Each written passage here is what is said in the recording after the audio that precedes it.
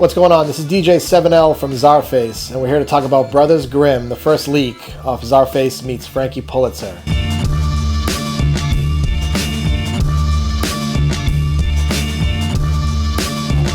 So typically when I begin working on a beat, I kind of already, in most cases, already have an idea of the sound or the style that I'm looking for, you know, and when I'm going through these sample cassettes I have, I'm looking for something particular.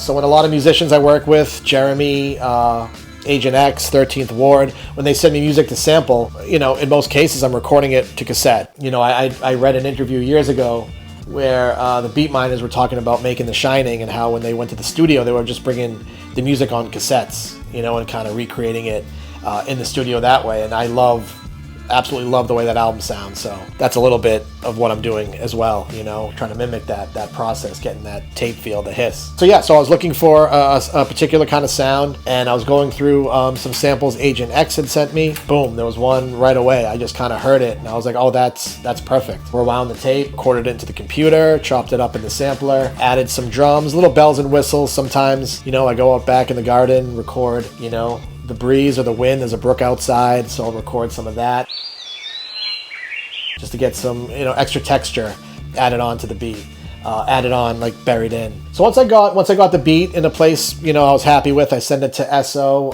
and Deck. Esso was like, oh, I could hear Frankie on this. You know, we were already working on some stuff with Frankie already. We just weren't sure where certain songs were going to land on what projects. And once we got Frankie on the track, it really started to take shape. Esso had the idea of sampling from God Complex, which was our first group, myself, Esoteric, and Trevor Karma, from 95, 96, around that time. There was a line on there where Esso sang, you know, Brothers Grimm, and so he wanted to use that and also take an older Deck line saying Brothers Grimm and kind of, you know, melding the two together, almost like playing off each other. And it was just perfect. It really put the song in a good spot and really, I think, brought everything together. And, you know, that's kind of how we came to Brothers Grimm, the title and the song itself.